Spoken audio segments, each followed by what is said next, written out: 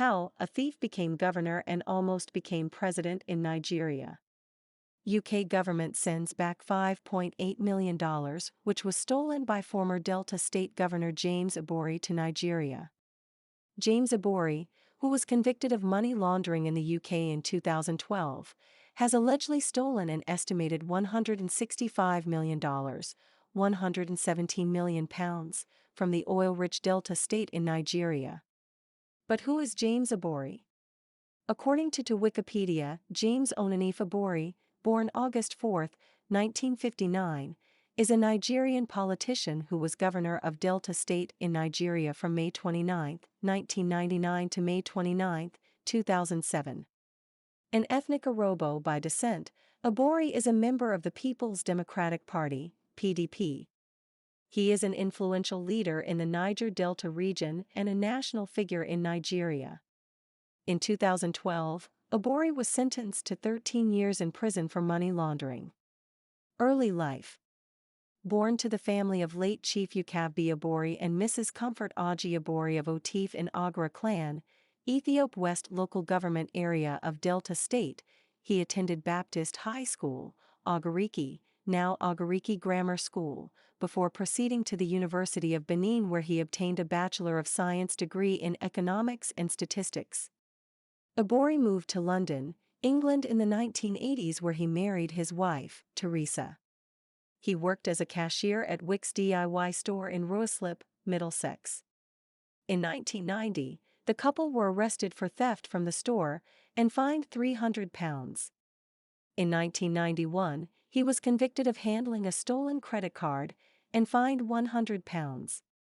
Returning to Nigeria, between 1994 and 1997 he served as a consultant to the federal government of President Sani Abacha, in the areas of public policy formulation and implementation. In 1999, Ibori took out a mortgage on a property in Abbey Road, London. To mask his previous convictions in the UK, he obtained a false birth certificate and passport, medically impossible as it was dated a month after his elder sister's birth date. Political career. Ibori's political career began in 1990, when he joined the National Republican Convention, NRC. In 1991, he was nominated to contest for the Federal House of Representatives seat to represent Ethiope Federal Constituency. He lost the election to the Social Democratic Party, SDP, candidate. When the Sani Abacha transition program kicked off, he joined the Grassroots Democratic Movement, GDM. The GDM clinched a good number of local, state, and federal positions, including one of the 3 senatorial seats in the state. The transition program was abruptly terminated with the death of Abacha. Ibori then, with the leaders of other defunct political groups in Delta State, formed the Delta National Congress, DNC. The DNC later merged with many others of like ideas to birth the People's Democratic Party, PDP. It was on the platform of the PDP that he contested and won the January 9, 1999 Delta State gubernatorial election. Proposed as governor of Delta State, under Nigerian law Ibori had to swear that he had no previous convictions. Using the false birth certificate and passport that he had used for the mortgage application in London, he passed the tests falsely, and was elected to become the governor from 1999. In 2003, he was re-elected as governor for another 4-year term. At the PDP's ruling party's pre-election convention in 2006, Ibori was present to lift up the hand of the victorious Umar Yar'Adua. After Yar'Adua was selected as their presidential candidate, Ibori was accused of bankrolling Yar'Adua's 2007 campaign, and promised a vice presidential position in return. But after Yar'Adua died in office, Vice President Goodluck Jonathan succeeded Yar'Adua, an avowed political opponent of Ibori. Corruption charges. United Kingdom charges. Ibori's corruption charges started with filling of petitions by his kinsmen under the auspices of Delta State elders and stakeholders forum influenced by the foremost Ijaw leader, Chief E. K. Clark, OFR, Khan, who was also the former Minister of Information. the petition was sent to Nuhu Ribadu, the head of Nigeria's financial crimes agencies, who initially failed to act on the petition, which made the forum, who, with other activists, revealed Ibori's crimes and made spirited efforts to bring Ibori and EFCC before court to compel Ibori's prosecution with the aid of their lawyer Kayode Agelo. In 2007, the Metropolitan Police raided the London offices of barrister Budresh Gohill. Hidden in a wall behind a fireplace, they found computer hard drives containing details of a myriad offshore companies, run for Ibori by Gohill, fiduciary agent Daniel Benedict McCann, and corporate financier Lambertus de Boer. All of these men were later jailed for a total of 30 years. As a result of these corruption allegations, the United Kingdom courts froze Ibori's assets, valued at about £17 million, $35 million, in early August 2007. His wife, Nkoyo, was arrested at Heathrow Airport in London on November 1, 2007, in connection with the probe of her husband's assets, particularly in the United Kingdom. She was released after being questioned. In an exclusive interview with CNN, Ibori denied allegations against him, claiming they were politically motivated. He accused Nuhu Ribadu and the UK courts of playing politics. First set of Nigerian charges. On December 12, 2007, Ibori was arrested by the Economic and Financial Crimes Commission, EFCC, at the Kwara State Lodge in Asokoro, Abuja. The charges against him include theft of public funds, abuse of office, and money laundering.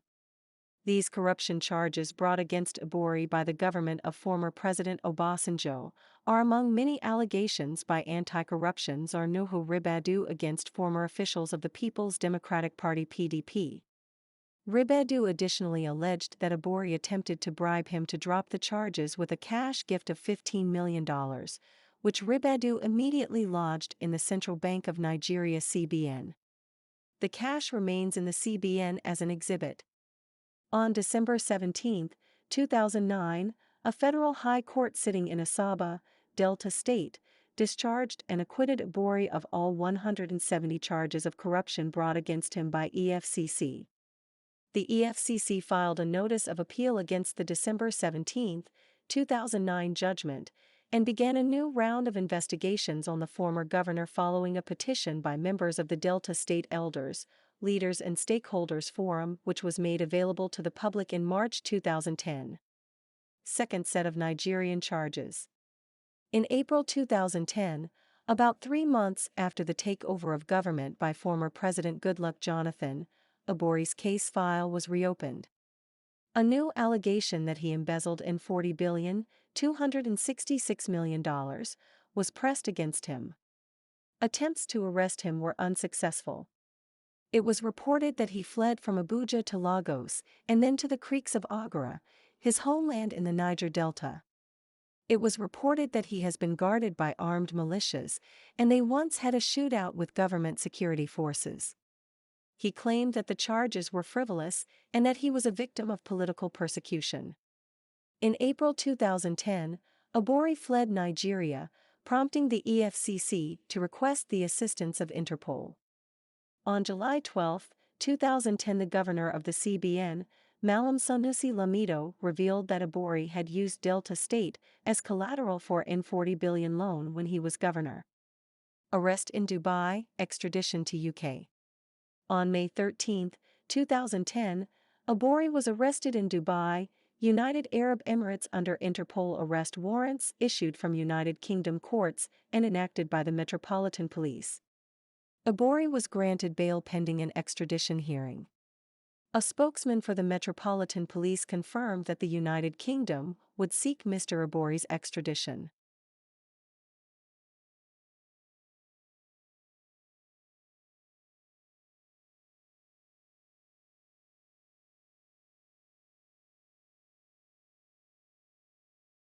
The Nigerian government and the United Kingdom then agreed to work together on Ibori's extradition to the United Kingdom, even as his movement became restricted by the Dubai Authority. Punch newspaper, however, reported on May 27, 2010, that Ibori was seeking political asylum in Dubai. Ibori's case and extradition became one of the longest, most complex and expensive operations mounted by Scotland Yard in recent years. Prosecutors alleged that companies owned by Ibori and his family were beneficiaries from the sale of state assets, including shares in a mobile telephone operator, as well as crude oil deliveries. The EFCC confirmed on Thursday, June 10, 2010, that Ibori was in custody awaiting extradition to the UK. Conviction of associates. In London, where Ibori is being sought in the case of money laundering, the authority continued with the prosecution of his associates who were in the dock for helping Ibori to launder money.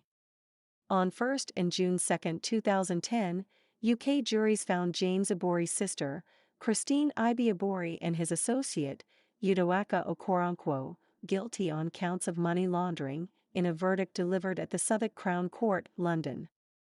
Mr. James Ibori, via his media aide, released a statement questioning the validity of the verdict, which he claimed absolved the two other women, Ms. Okoronkwo and Bimp Pagosin, who were charged alongside his sister. The jury's verdict of June 2, 2010, however, returned a guilty decision against Okoronkwo as well. Christine Ibe Ibori and Udoaka Okoronkwo were each sentenced to 5 years in prison on Monday, June 7, 2010 by the UK court, even as the defense counsel pleaded for mercy that the convicts were merely manipulated by James Ibori. Conviction. On February 27, 2012, accused of stealing $250 million from the Nigerian public purse, Ibori pleaded guilty to 10 counts of money laundering and conspiracy to defraud at Southwark Crown Court, London. Following the guilty plea entered by Ibori, the EFCC brought before an appeal court the 6-year-old ruling of a federal high court in Asabo, which acquitted Ibori in 2009. The EFCC sought the court to set aside the ruling of the lower court on the grounds that the presiding judge, Justice Awakilhan, erred in law while delivering his judgment. A 3-man panel of justices at the Benin Division of the Court of Appeal on May 15, 2014 ruled that the ex-governor has a case to answer. With this judgment, the coast is clear for Ibori to face further trial in Nigeria upon the completion of his jail term in London. On Tuesday, April 17, 2012, Ibori was sentenced to 13 years by Southwark Crown Court for his crimes. 38 among possessions confiscated were: a house in Hampstead, North London, for £2.2 million, a property in Shaftesbury, Dorset, for £311,000, a £3.2 million mansion in Sandton, near Johannesburg, South Africa, a fleet of armoured Range Rovers valued at £600,000, a £120,000 Bentley Continental GT, a Mercedes-Benz Maybach 62 bought for €407,000 cash, that was shipped direct to his mansion in South Africa. After the sentencing hearing, Sue Patton, head of the Crown Prosecution Service Central Fraud Group, said it would bid to confiscate the assets Ibori had acquired his riches at the expense of some of the poorest people in the world.